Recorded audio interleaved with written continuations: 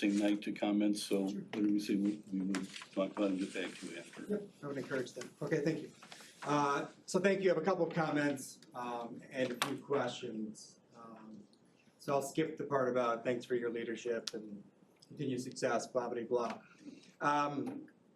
Last week, more than half the members of this board seated in front of me attended meetings, which constituted a legal quorum.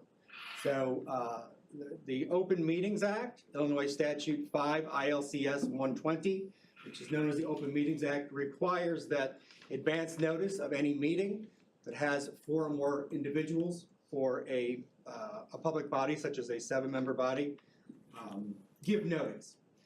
They met not once last week, not twice, but 3 times in various locations, including on school property, via Zoom, and at a local business, with board membership totaling 6 members present at one meeting, 5 members, and 4 members, including the president and the vice president before me. Per the Reference Act, public notice prior to the meeting is required when a board meets to discuss public issues. Namely, this board has set the precedent, and I saw it walking in, of having physical postings of agendas, minutes, making recordings available, as well as these items posted on their websites. This applies to regular, special, and emergency meetings per the statute. To quote the statute, its citizens shall be given advance notice of and the right to attend all meetings at which any business of a public body is discussed or acted upon in any way. This required notice was not given for these public meetings. As a publicly elected board, this is unacceptable disregard for procedure, misalignment with state statutes, and brings to question the ethics that motivated this breach.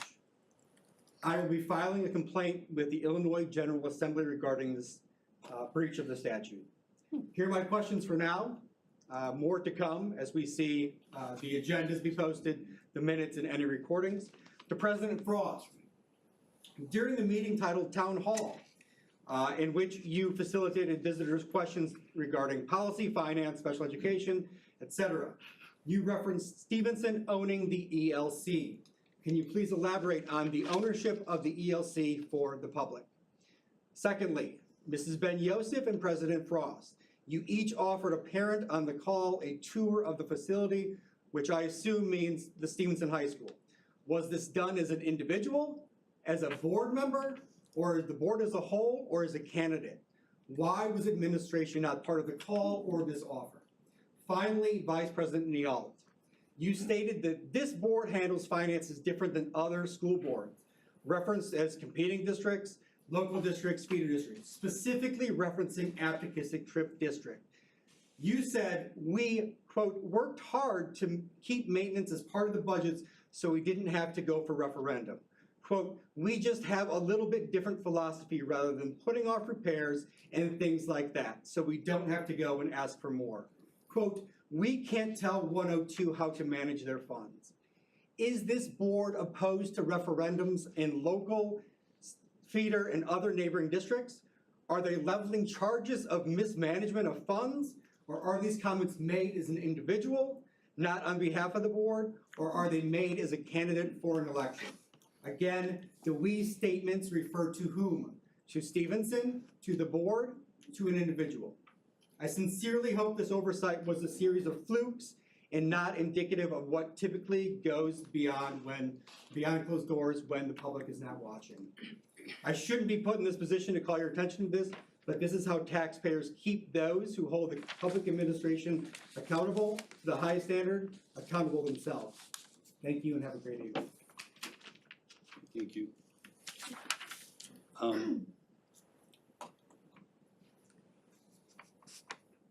We will sit down and talk with you later. I guess the short answer is we've been advised by our council that when we're meeting on campaign stuff and we're not meeting to discuss school business or take action, that it doesn't count as a public meeting.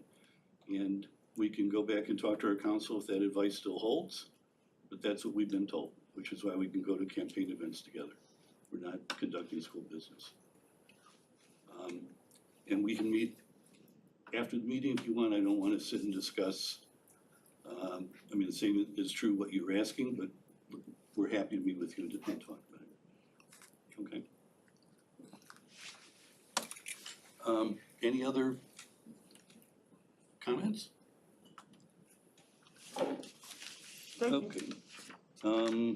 We get to the best part of the meeting. Hi everyone. I hope all of you are doing well. I definitely am with the extended period of light and seasonal depression out the window. So I am ready to get started. I'm ready for spring break. It's gonna be good. So I'm gonna get on with academics. So just a general gist of what happened over the past month. Science Olympiad team won first at the UPenn Invitational and earned 14 medals, which is a very high accomplishment. And then Stevenson HOSA participated in state last month or earlier in March, and 67 members will be advancing to internationals, so that's awesome as well, along with the 27 students who will be advancing to nationals from BPA. So a lot of people will be having fun, competitive trips this summer, so looking forward to that. Political Action Club recently hosted a campaign fair at school where local candidates came in, expressed what changes they want to implement to students, which is like a great way for civic participation and just to know what is going on within the community and within the government. And then Science Reach Club, also 23 members qualified for state. And then recently the juniors participated in ISA testing. So those are just some academic related things that happened. And then going on to athletics, we had a wrestler placed third for boys state finals, and then a female wrestler placed fourth at girls state finals. So that's a great accomplishment.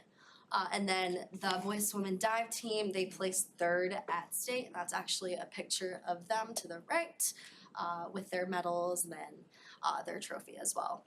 And then boys basketball won regionals for the 4th time in a row, which is just a very crazy, amazing accomplishment for them. So moving on to arts, we had the marching band visit Orlando, and they performed at the Magic Kingdom Parade, which is awesome. Like, I remember going as a little kid and seeing all these I was like terrified of like Mickey Mouse, like the cartoon ones. Like I was okay with the cartoon, but when I saw it in real life, I just cried. But the parade was always a cool thing to watch because I used to live in Florida, so I'd go every year. So I bet they had a great time with that and amazed all the people watching.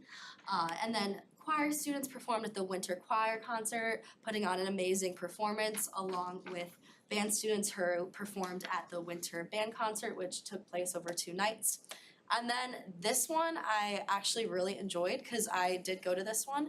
My friend was playing like the therapist, teacher kind of role.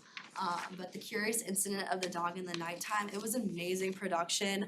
I knew the black box was a small space, but they really used that space to the max. Like the whole like star thing and like the helpers as well, like lifting him up into the air.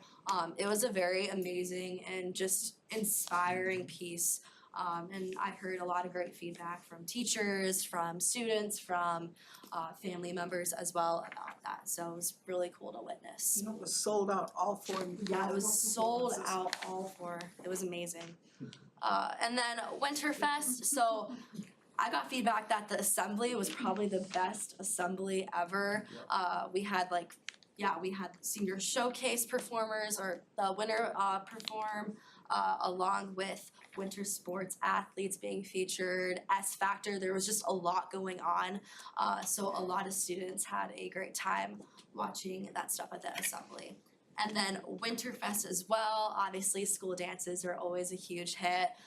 We had inflatables, dancing, the silent disco. Like, when I was a freshman, I heard about silent disco and I was like, I mean, dancing, music in your ears, people watching you. But it was cool, actually. Like, you can be surprised. And then, obviously, the moshing, waking up with a million bruises the next morning. But it's all for the experience. All for the experience. Okay, and the kilometers for Kenya. So initially when we were planning this, since it was a brand new event, we were concerned that everyone was just gonna wanna walk they would complain like, oh, running, blah, like for 3 hours, that's too much. But when the event actually took place, it was just amazing to see how many people were running, whatever their motive was. Some people wanted to compete and win that first place. Others were like, oh shoot, there's people that are actually running, I gotta run. So that was really fun. A lot of people had a good time with the activities in the middle. There was always something going on. And like teams brought some team t-shirts as well. So it was kind of a fun new event, and hopefully it'll take place in future years. But we did raise over $8,000 from it, which is awesome because all that money will be donated to the Agaza Center. So it's great to see how a new event like this will be used to benefit the lives of the children in rural Kenya who are getting exposed to technology and trying to prepare for the workforce. You're probably wondering, what is that picture on the right? So 2-3 days before, we decided to take a little Home Depot trip. So for our little batons, we're like, oh shoot, like track and field had a meet earlier. What can we do for batons? So we went to Home Depot. We got PVC pipes, but we had to create 40 of them, and the Home Depot people only could cut it into 3 pieces. So we were like, can you teach us how to use the machine? Like, we'll do it. So she was like, sure, whatever. So we did manage the saw. We sawed the PVC pipes into 40 equal-sized pieces. We had to use some math skills to do that, but that was really fun. Then we got poke bowls after for a reward for our little Home Depot adventure. Do you still have all your figures? Yeah. I had to double check on that one. And then senior showcase. So this event was also amazing. I had some friends that participated in it, so I went to support them. And oh my God, like the one on the left, that was the funniest thing I ever saw. He was imitating, he won the whole showcase, but he was imitating Napoleon Dynamite and did this dance, and I don't even know how to explain it. It's just, he's very tall. So when he did certain movements, it was just like funny to watch. But it was crazy. I was not expecting that. But everything about the show was great itself. The host did an amazing job keeping our attention. The contestants were all phenomenal, and I know it was a really great bonding experience for the guys that participated, as well as they did many practices together. So it was great to watch, and I know everyone had fun participating in it as well. Okay, and then hackathon. So for this event, it was actually 24 hours, which is crazy. For kilometers, for Kenya, we're like, oh, maybe it should be 24 hours, but I don't know if people would be happy with us. We did a 24-hour marathon. So hackathon was 24 hours. They all had a great time, and I know they were participating to win a pool of about $2,500. So that was really fun, and I know a lot of them were tired because they didn't get any sleep at all, but even then, they had fun. They stayed awake through pizza and other food and just hanging out with their friends, and it was a really great time for them. And Operation Black History Month. So this kind of ties with Anti-Racism and Inclusivity Week that also occurred at Stevenson. But the Black Student Union hosted an event called Operation Black History Month in order to unite the Black community and also other members in the community and spread awareness about their culture by providing different foods, having different games, and it was just a great way to spread inclusivity. And it is Women's History Month as well, so a lot of different months dedicated to promoting diversity and inclusivity within Stevenson. And then Salsa y Salsa, so that actually took place last Friday, I believe. But a lot of people had a good time. It's kind of like a unique event to do. There was salsa, the food, and then salsa dancing. So a lot of people enjoy doing something that they may not know how to do in their daily lives and just having fun, laughing at each other, dancing with everybody. I know some people danced with people they didn't even know, which is funny and crazy, but they all had a good time, and also a great way to celebrate the Latin culture. And then going on to some student experiences. So I asked 4 different students about specific events that happened and their experiences with that. So student A said, SHS Hacks was a long but really fun event. Even though I got no sleep, I had fun participating in the activities with everyone and competing.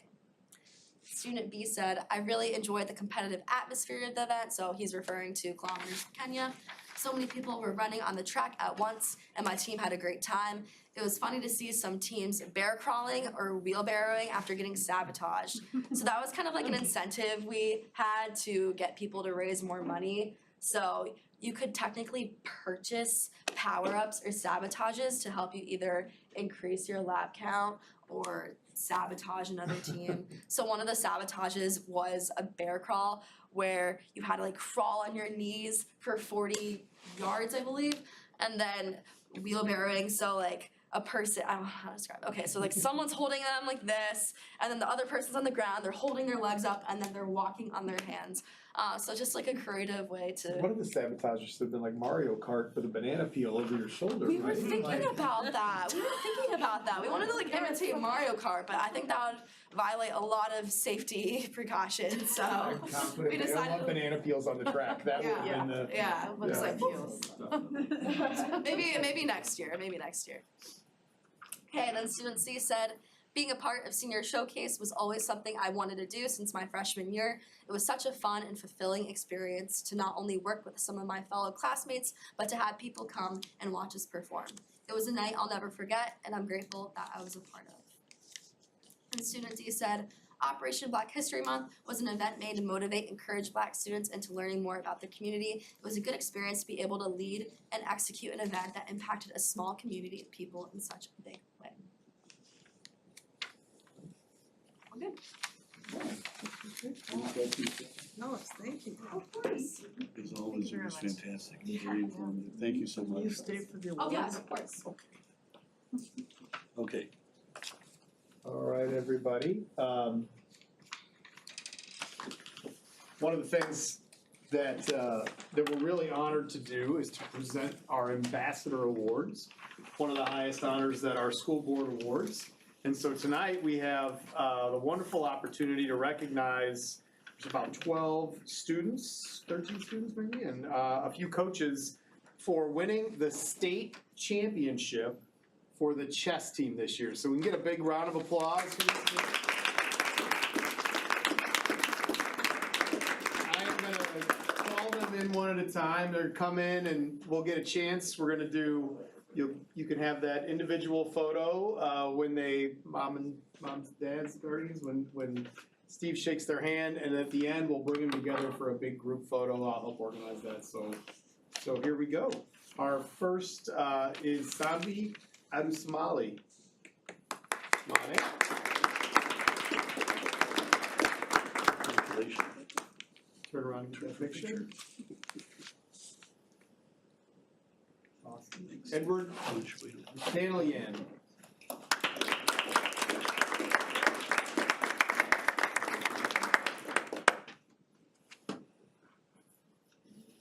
Thank you. Aaron Gann.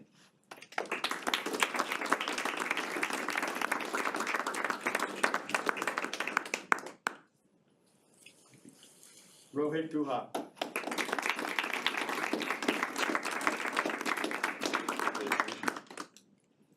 There's a picture. Okay. Sophia Pashan.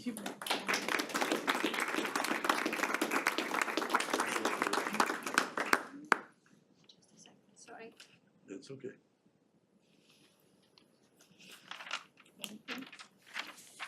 Stella Pashan.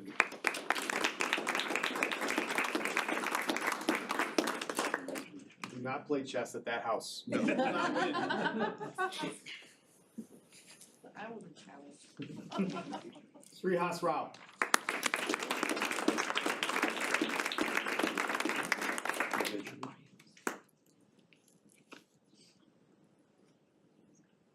Augie Sapru.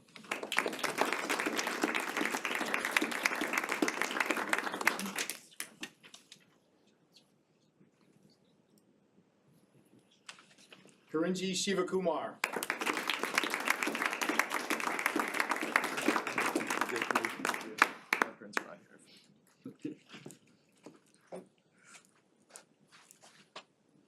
William Wang.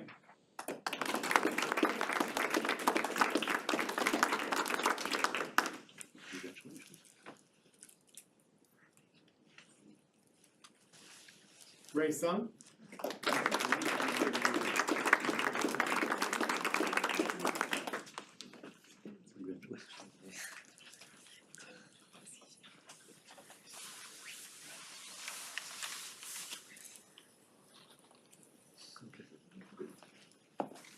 And last but not least, Tugs, Yes, and Tumor.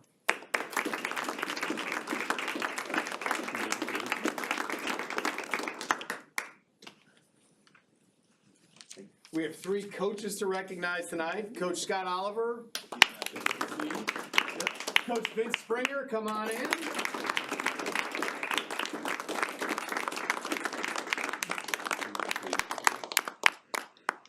Everyone's taking this picture. And Coach Ken Wallach.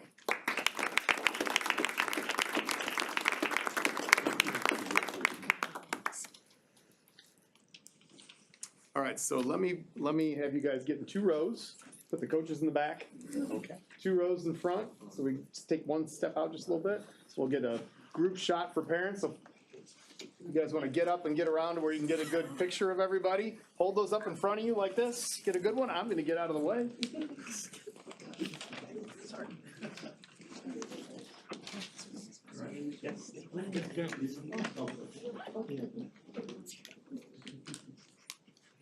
Look everywhere all at once, so you're looking at the cameras.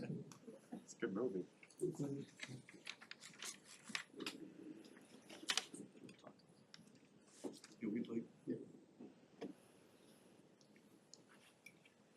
All right, hopefully everybody got your photos. Now, if I could have the kids stay here and turn around, just kind of back up a little bit. The board would like to know a little bit more about your experience, so I'm gonna turn it over to them. There you go. Tell us a little bit about the competition. What is it? What is the format? Yeah. of the State championship. Besides playing chess. Yeah, so it's a 7-round tournament. There's 128 teams from across the state, and Stevenson fields 8 players on the team for each match. Each board is weighted a little bit differently. The first board has 12 points, and then that goes down by 1 point. So it's board 2 is 11 points, then 10 points, and gradually. And then for each match, we have to get 34.5 points to win. And to win state, you have to be perfect. So to get 7 out of 7, and that's what we did this year. And you all did. Wow. Was this third year in a row? Our third time in 4 years. Third time in The 1 year we didn't win was like the pandemics. Are you all longtime chess players? Like, did you have chess boards in your cribs, or are some of you newer arrivals to the game? Yeah, I feel like most of us have been playing for a long time. But how many hours are you practicing every week? 10 I hours, think 20 hours? some of us spend more time than others. What is the average? Why are you looking at him? He play more than you? Yeah, he plays a lot. I feel like probably like 1 to 2 hours a day. 1 hours a day. So I'm How many of curious- you are graduating seniors? Oh. Here. A lot? Anybody having a chess scholarship? There are no such things? I am curious, when you watch movies and stuff and you see chess players, they'll often talk about studying games that other people have played and the different techniques and strategies. Do you guys study prior games and learn? Everyone's nodding yes, okay, so this is really serious. That's cool. Don't offer to play, Steve. I'm not. Yeah. You guys all have ratings? Like, you're all rated? And in the tournament, do you play like rated people? Like, is that how it works or no? No, for high school it has like nothing to do with like the actual ratings. It's Okay. like completely separate.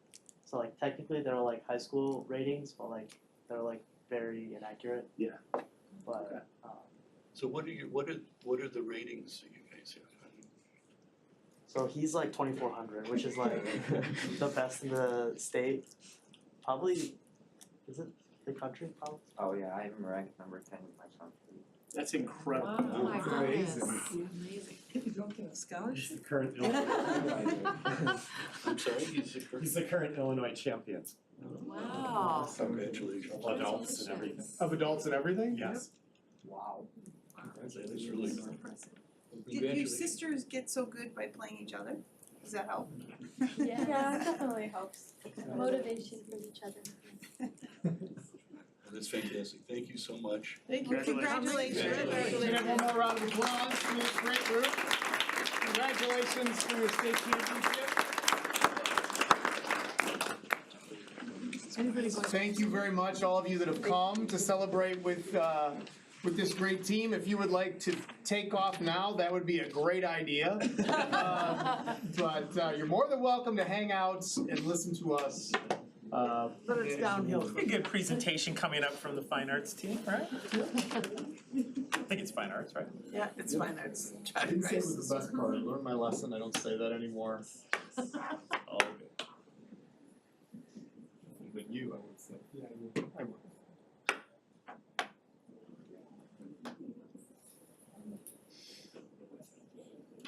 Very cool. So 3 out of the last 4 years. The number one player. In the state. That is absolutely amazing. Yeah. Absolutely. Incredible. Smart brains. Team, well, it's good to see you. Hello. Did you bring us a state championship as well? We are nationally recognized. There you go. There you go. Giving you one serve it up there for you. Mr. Gaba, one of the parents is asking for you to be part of the picture. I can do that. Oh. I can do that. Should we wait? We ready here? Yes, we are ready. So we get to the next item on the agenda, thank you, is our curriculum team presentation. And as you know, each month we hear from a curriculum team about the work that they're doing related to our SEL initiative. So tonight we have representatives from our Fine Arts Division, and I'll let John introduce the members of your team. Take it away. Good evening, everyone. Thank you so much for allowing us to have time. We're excited to share the great work that's happening in fine arts, but specifically our theater program. In theater, we know we teach life skills through theater, and we're proud to share that today. With me is... Hi, I'm Joey Fitzpatrick. I'm a theater teacher and director at Stevenson, and I also teach Spanish. Hi, I'm Aubrey Chusid. I'm Joey's co-theater teacher and director. And it was great to hear the comments earlier about the winter play just a couple weeks ago. And, you know, on that point, oftentimes we think about Stevenson's theater program. We think about our big flashy musicals, our fall play, our children's play. Actually, our 6 main stages that we have, main stage shows that we have at Stevenson High School. But really, we have this robust curriculum, and the curriculum is really the foundation for our co-curricular program. Do you want to click to the next slide? Yes. So students could really engage in almost a 4-year sequence of classes here of being on stage, of being behind the stage.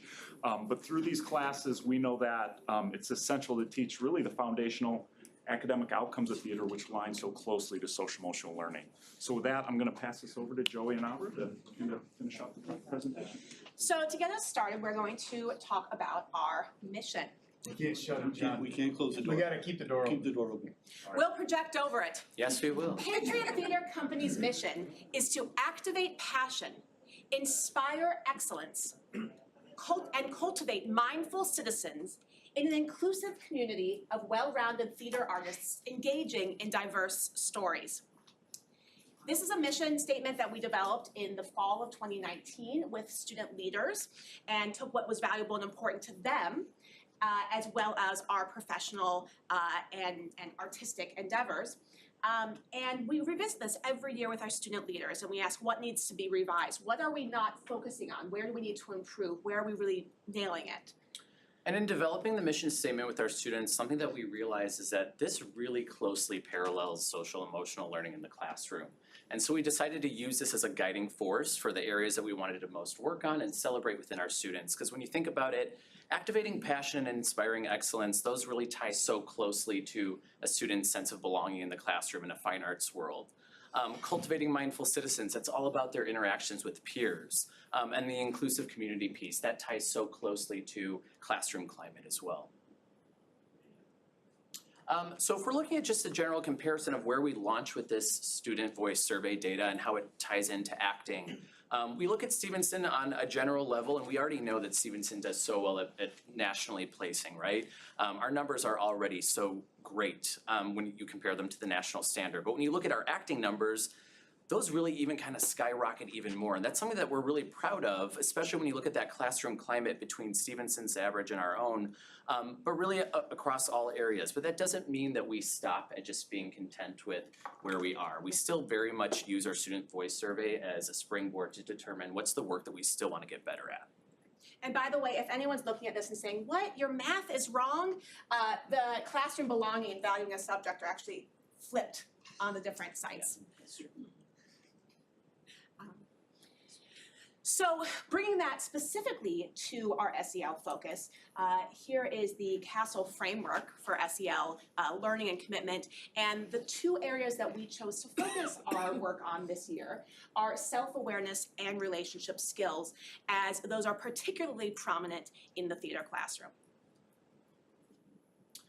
So thinking back to how there really is a close tie to our mission statement in PTC with social emotional learning, one of the things that we came to discover is that really SEL in the theater classroom, it's a formula, and it actually very closely mirrors the portrait of a graduate here at Stevenson.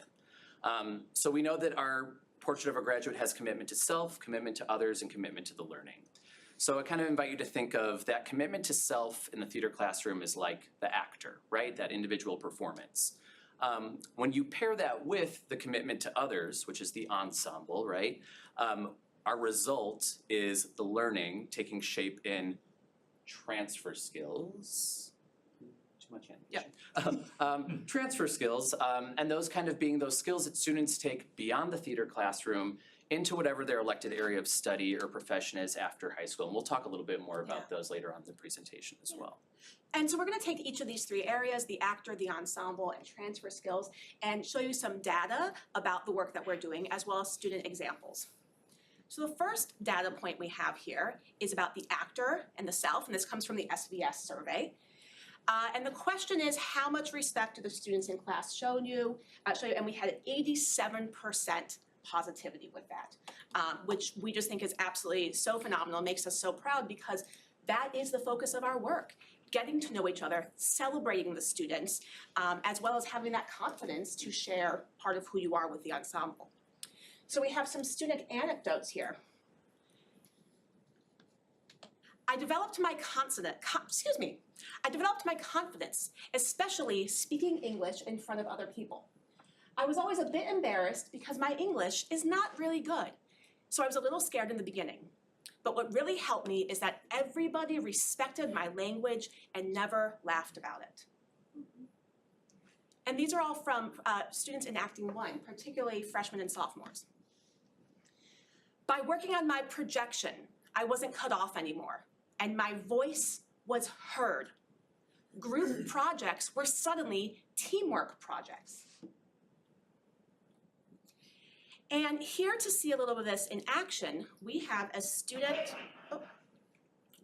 performing part of a slam poem from the Acting 3 showcase. And this is a project that we work on in Acting 3 and then put on as part of the showcase. And a project where students are invited to write what they need to say and what they need to be heard. And we'll just watch the beginning part of this student, Rayon Sheikh's poem.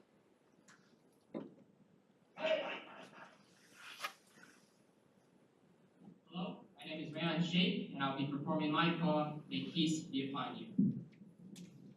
Assalamu alaikum wa rahmatullahi wa barakatuh. May peace be upon you, who goes home and kisses your mother on her cheek, who then tucks your little sibling into bed, who probably doesn't know that the guy whose face is spray painted go home over is also a brother, a son, a human. All right, and we'll pause there. It does go on for a quite engaging 2.5 minutes, but hopefully that little bit helps to demonstrate the confidence in sharing his identity, multiple languages, a part of tolerance, and talking about his own experience in the world in front of a public audience. This type of work, this type of class project does show up throughout our curriculum. That project was in Acting 3. We have oral storytelling in Acting 1, where students are invited to share a story representing some aspect of their culture. In Acting 4, we have global theater research, which students can choose any theater tradition from around the world to research and present on and perform. And many of them do choose, though they are not required, but many do choose to share a theatrical tradition that is linked to their own family or personal heritage. We are continually escalating our variety of multicultural and multilingual scripts, both that we have available for students to read and use for monologues and scenes, as well as for in-class text study. And in the theater design and stagecraft, one place this shows up is in our sound collage project, where students are asked to make a personal story of themselves through sound. So if we transition to the ensemble piece, so what is an ensemble? It establishes the sort of energy of a space, the energy of a production. It sets the tone. It's a group of people working collectively, right? So our data point, when we were kind of extrapolating data to prove where we are in this, it was pretty shocking. That question about how positive or negative is the energy of this class, 100% of our students responded favorably, which is pretty astounding to us. So that shows us that our focus on climate and connection increased engagement and overall success in our classes. Yeah, and I'll add that one of the ways we do this, you'll see in a moment part of a routine warm-up, but we have many routines in our classes, and we actually want to take a moment and invite you all to join us in one of our routine moments. So one of the biggest things that we teach students is, obviously to achieve certain levels of acting, we have to build certain levels of empathy. And so we thought maybe it'd be a great thing for you all to empathize with us for a second in our students and what they do on a daily basis. So you don't have to stand up and you don't have to participate if you don't want to. But one way that we engage class every day is that we have them do a focus breath. And to do that, what they do is they take in the current energy of the space, and so they take a nice deep breath in. If you would like to stand up and join us, you may. Yeah. And then they release that out. We're letting go of the energy that's currently there. And then we take in the newly focused energy. We take a deep breath in. And then we plant that down into the ground. Doesn't that feel nice? So that is one way. I used that like 3 hours ago. Yeah. Where were you? I know, tools for the Every future. day in acting classes. Yeah. So that is one way that we will start class, and if you go to the next one. So this work in action, once students have focus in the space, in my particular class, we do something called psychological gesture. And what this asks students to do is present their name into the space that day in a way that they are feeling physically, and also to demonstrate that in their voice. And once they present that, the entire class has to repeat that exact gesture that they did. And that's kind of an exercise in empathy, to put yourself in someone else's shoes. Maybe you're feeling on top of the world today, but the person standing right next to you isn't. So what does it feel like to be where they are today? How do you gain that empathy? And this is just a little bit of it in action.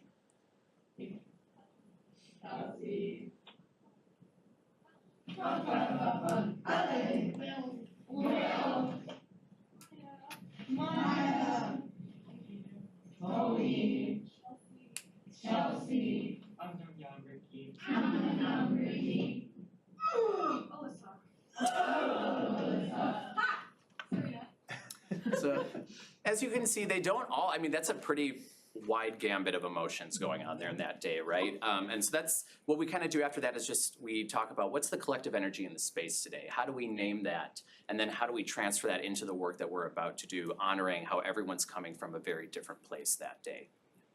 And I think recognizing the courage individually and collectively to even share your emotions on a daily basis and your mental state. Then some student anecdotes to highlight this experience of the ensemble. My Acting 1 class community is supportive, diverse, and funny. I got to learn about different people's backgrounds, from India to Uzbekistan to Germany, and learn about some cool heritage in the storytelling unit. Everyone in class has different strengths and weaknesses, and all are very talented and funny. Another student said, acting is my only class where I know everyone's name. At the beginning, everyone took the time to get to know each other, and it strengthened the class community. I feel comfortable with my peers, and they understand me as a person.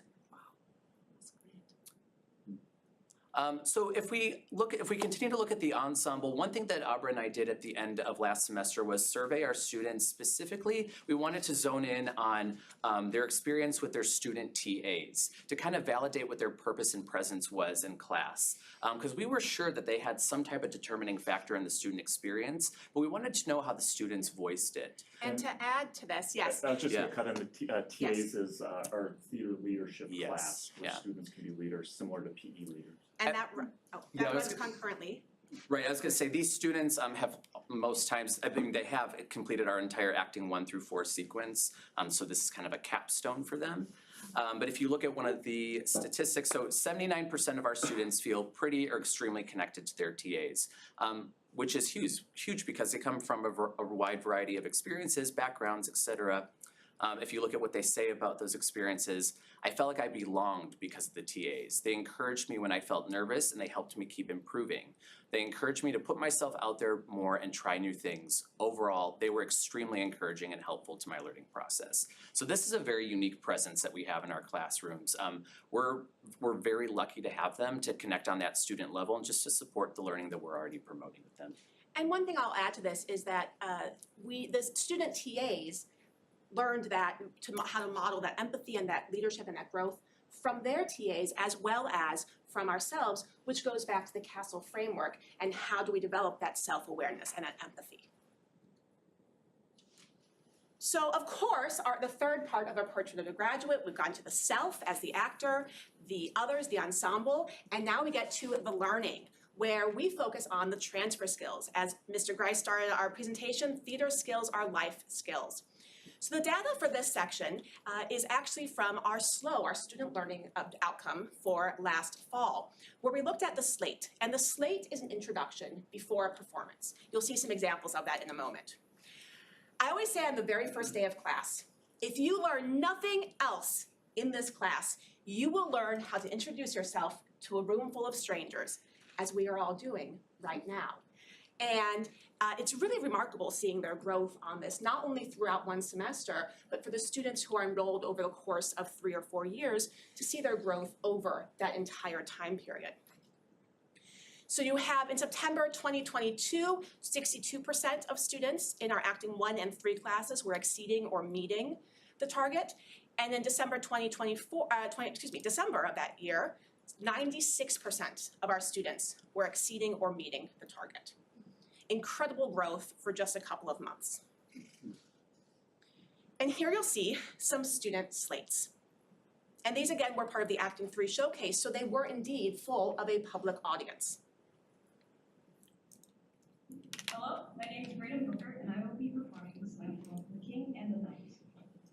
Hi, my name is Lily Brenner, and this is my poem, I Am Here Right Now. Hello, my name is Mr. Pradhan, and today I'll be performing my poem, Psychosis. I hope you enjoy. And Joey will go into some more student anecdotes about the transfer skills.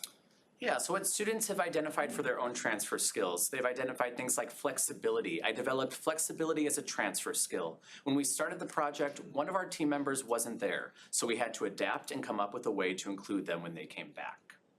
Or I developed a sense of risk-taking and spontaneity, which helps in other areas of life because risk-taking allows me to put my ideas onto the field. And spontaneity allows me to be more flexible in short notice situations and come up with solutions. For example, when I'm working in a group setting in my other classes, such as chemistry, if a mistake is made, I can quickly problem solve to fix the situation. So what these really look like, and there's a myriad of transfer skills, right? But when we think of some of the skills that most employers are asking for, it's critical thinking, it's citizenship, it's growth mindset, communication, creativity, collaboration. We just have a little Jeff Bezos quote in there for you. He says, top-notch communication skills are essential.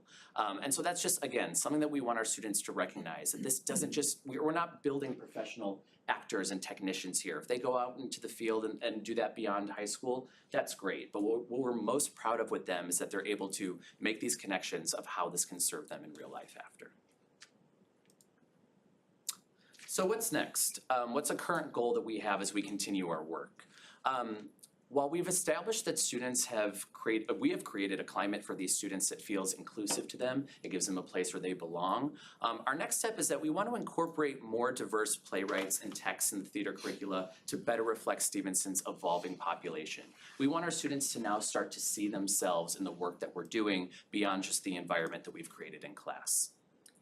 And here are some of our action steps that we've already started to create and that we're working on. One is that we're developing a forum for PTC students to suggest scripts for classes. These are not just scripts to have in our library or to read or to access, but scripts for us to study and engage in scenes with and analyze as a class.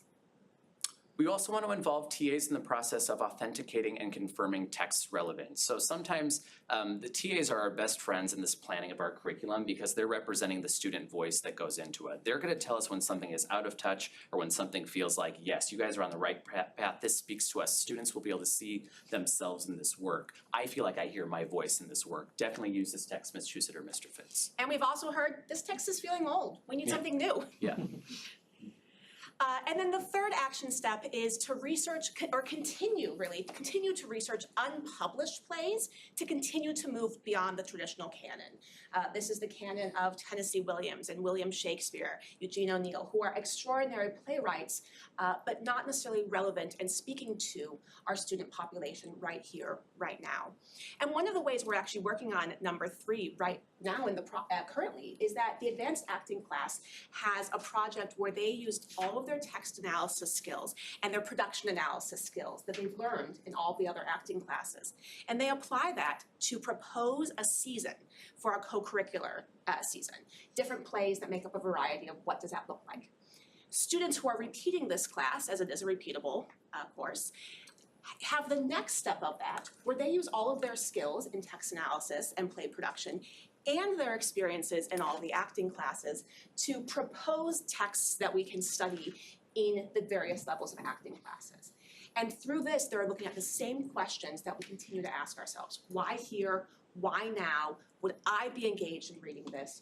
What will we learn and how will this represent the students? And that's been a very exciting project to begin with those students. So that brings us to the end of this part of our work. And thank you for letting us be with you today. Thank you. Fantastic. Any questions? I thought you had a question. No. Got it. Never mind. So how do you, this is really minor in the grand scheme of things. First of all, fantastic presentation. What you've done is amazing. I know often we see the scores on the surveys at 76 or 78%. We wonder about it, but we realize it puts us in the 99 percentile of our kids feeling belonging.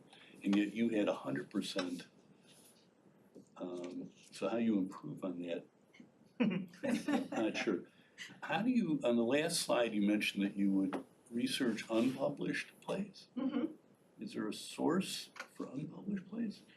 There are many sources for unpublished plays. One is talking to people that we know, other teachers, other theater artists, working playwrights.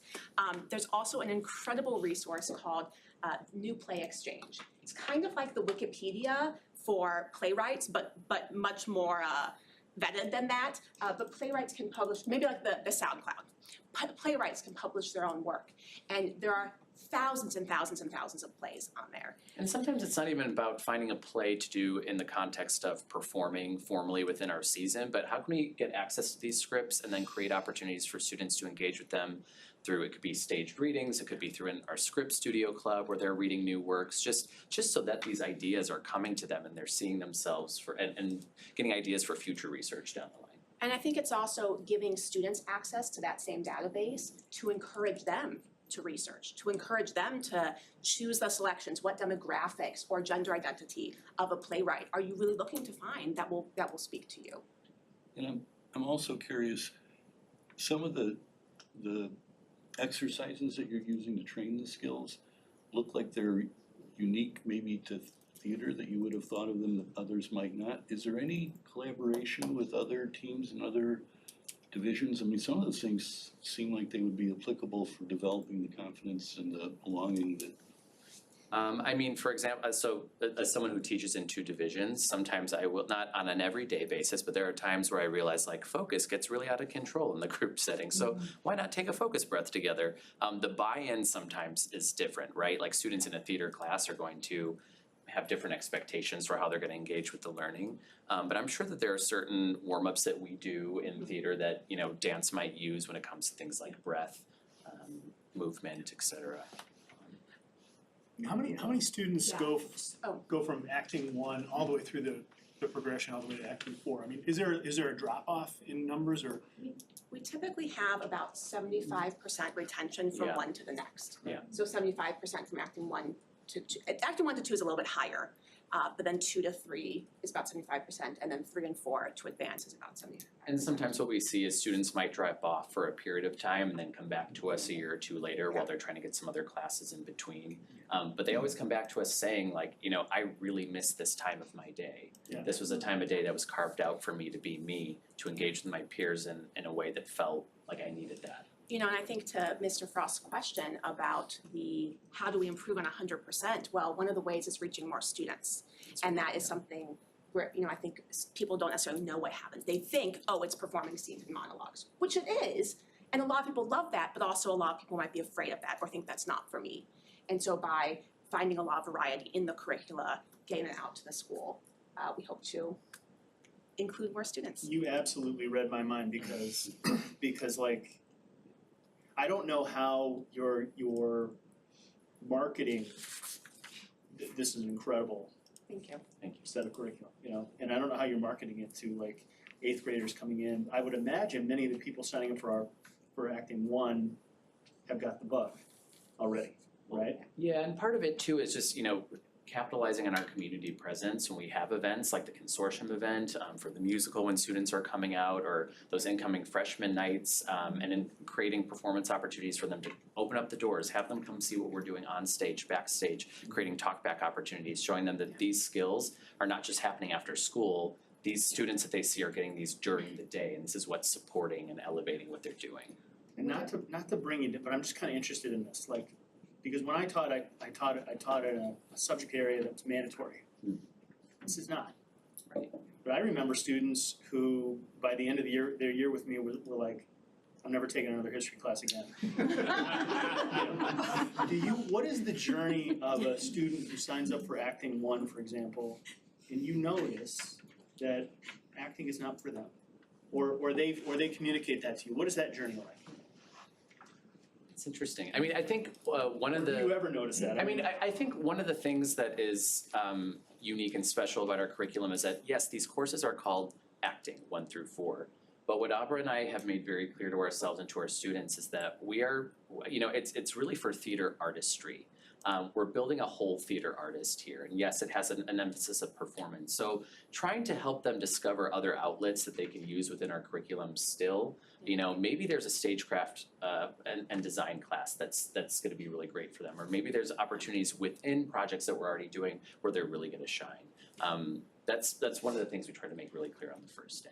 And I'll say that I think our student TAs are really essential in those particular conversations and moments as well, because I think talking to a teacher is always different than talking to a peer about what that peer learned. We have a student TA now, a senior who had never done acting before acting 1, was like, I don't know what I'm doing, I'm here because of my friend, and has not only taken every theater class, but has now repeated the capstone theater courses, is a TA for the 3rd semester, is pursuing theater education in college, had a lead in the fall musical because of the journey that he started when he had no idea.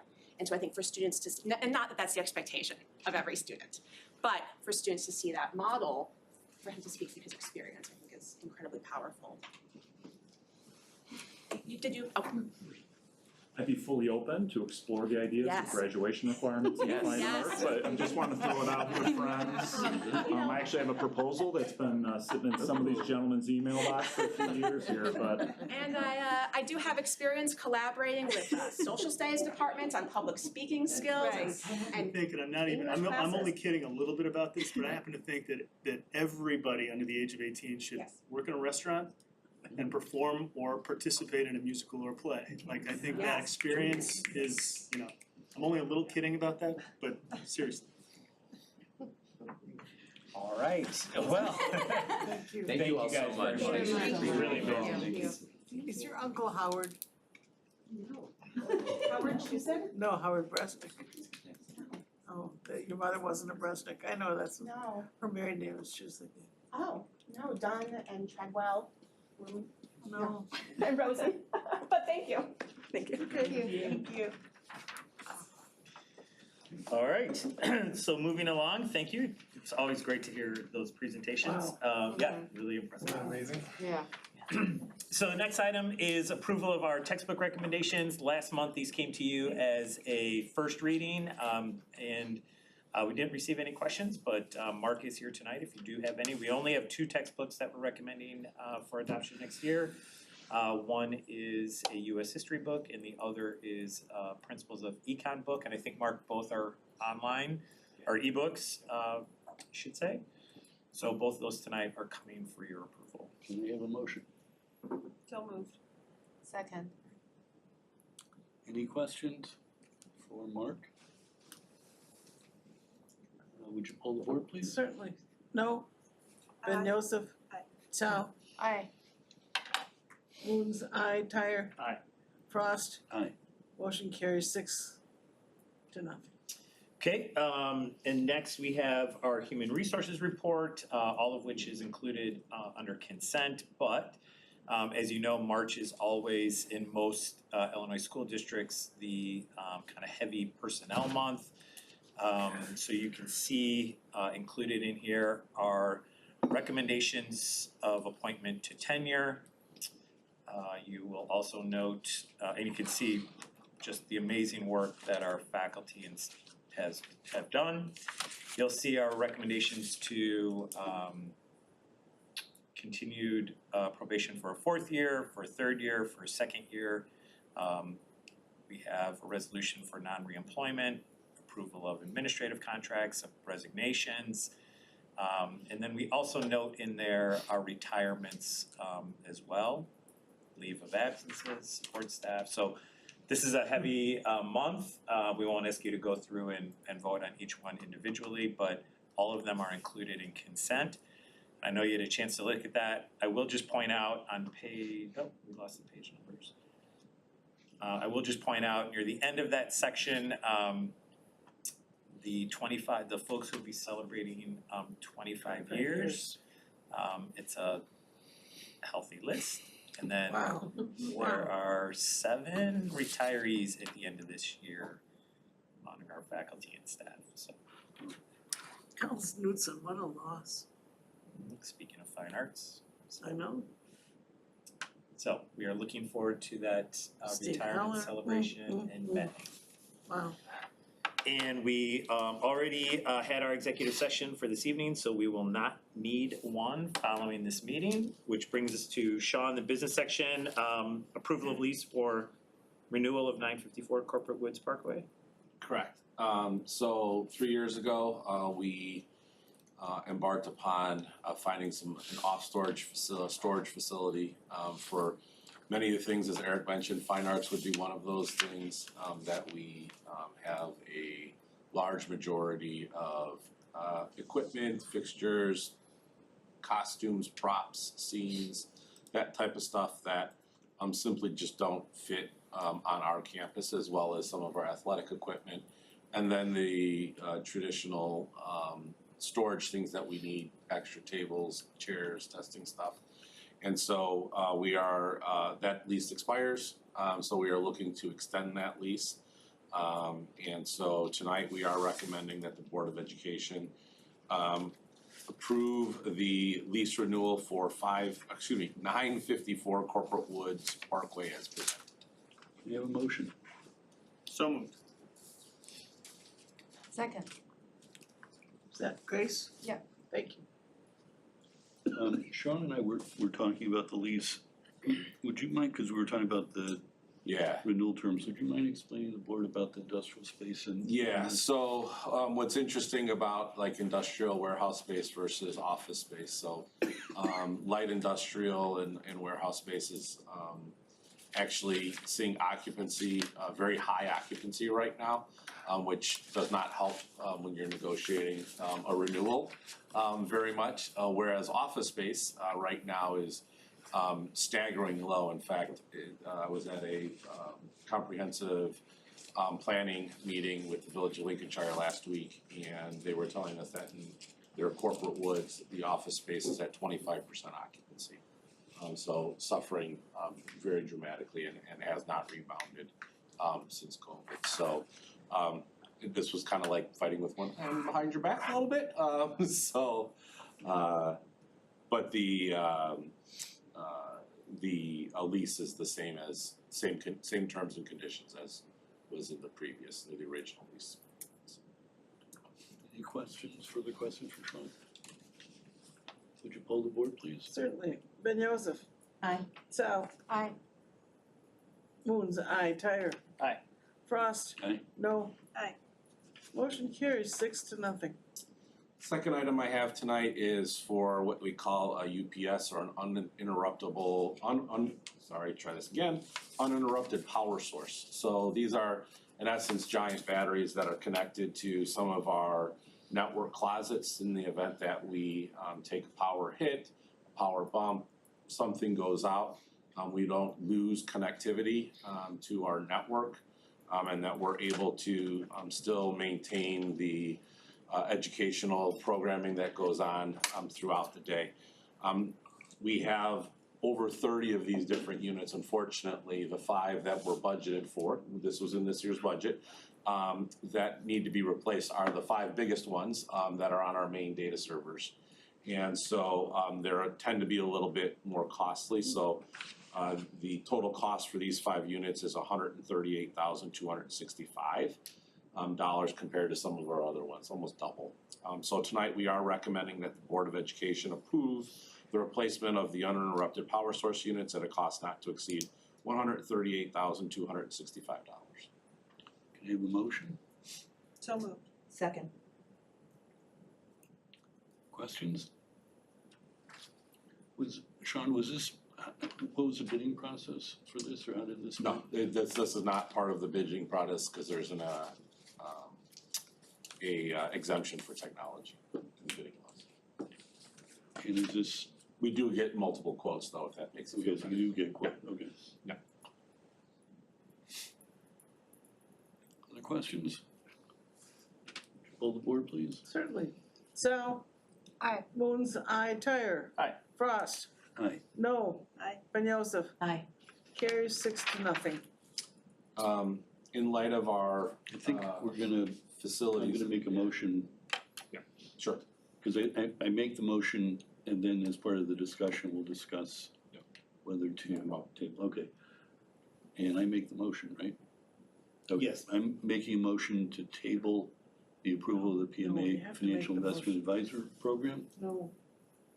You have to make the motion first and have it seconded and then vote to table it. Vote to table. Okay, that's, okay. So yeah, if I may, there was at tonight's Site and Facilities and Finance Committee meeting, we had the conversation around moving our PMA managed or the managed approach with our PMA, which is our investment advisors, to a investment advisor program. After further discussion, we are going to ultimately recommend tabling it. So I think tonight I would start with the recommendation that the Board of Education approve the movement to the PMA Financial Investment Advisor Program as presented. So before someone makes a motion, I make the motion to table. No, yeah. After the Move and motion second. vote, I'll get this by the end of the evening. I'll move, that'll start the thing. I move that we accept the advisor thing. Now we need a second. Second. Thank you. Now Now you can move to table. Now. I move to table the motion regarding the PMA Financial Investment Advisor Program. Thank you. That needs, Is there a second? I'll second that. thank you. Thank you. And for discussion, we did talk about this, as Sean said, during our finance meeting. But we'd like to have a little bit further discussion, particularly with respect to if we did this, what the guidelines would be for the investments. Of course. And some of the other issues that we discussed about inside the finance committee meeting. We need to move to table, we need a date to table it until when? April 17th, Or just on the April board meeting? regularly scheduled. Thank you. Any other discussion about the tabling motion? Would you poll the board, please? Moons, aye. Tyre. Aye. Frost. Aye. No. Aye. Ben Joseph. Aye. Chow. Aye. We have approved the tabling motion of this, of the advisor program until, the April board meeting.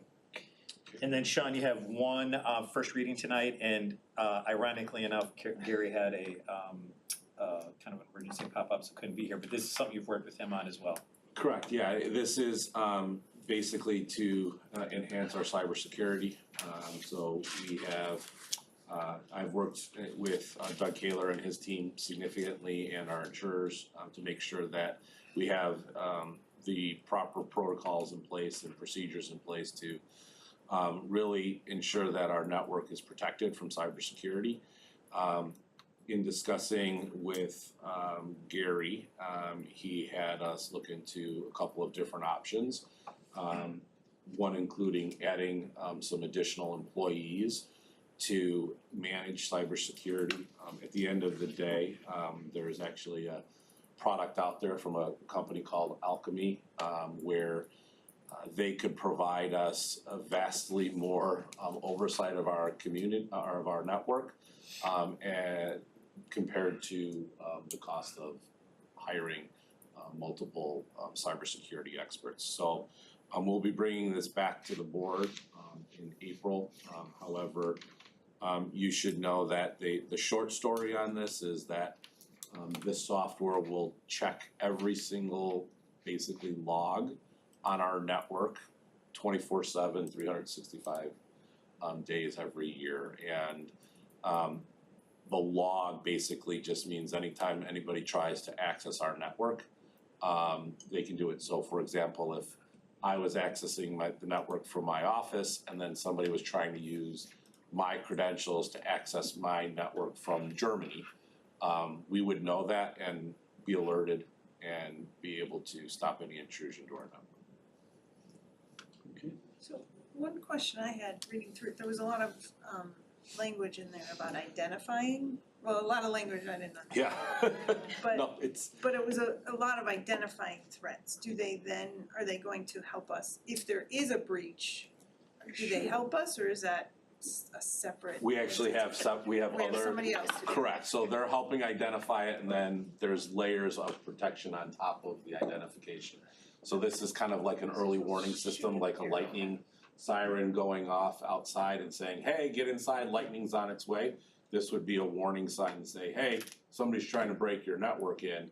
We could then take the appropriate steps to ensure that not only our other protocols are working as intended, but that we can actually shut down whoever's credentials are trying to break into our system. So we're trying to eliminate the. We're trying to avoid stop it it ahead before of it time, happens. before it Say happens, it's it's an exactly early right. warning Think of system. it like the layers of security, Yeah. this is just another layer. Okay. We need a motion. A layer we currently don't have. Correct. Do not have. Correct. We monitor, we get the logs and we monitor logs, nowhere near the capabilities that this will do. And you've seen districts around the country, but also in Illinois, fall subject to, you know, Yes. attacks, and, you know, it can cripple your system, it can cost you a lot of money. I mean, it's an insurance policy. Yeah.